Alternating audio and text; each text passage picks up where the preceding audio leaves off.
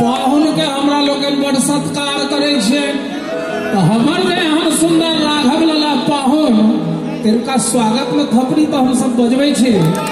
पाहुन हमर रघुबर घरधारी, पाहुन हमर रघुबर घरधारी।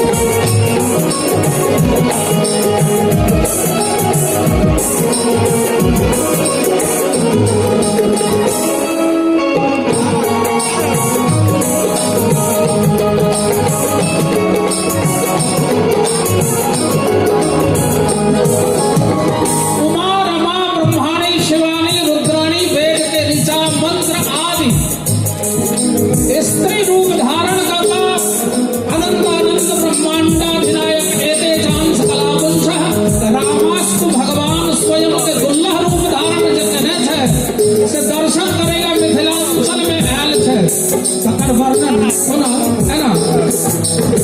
रूप बदली ऋषि मुनि सवरेला अरु पुष्प वर्षाई है।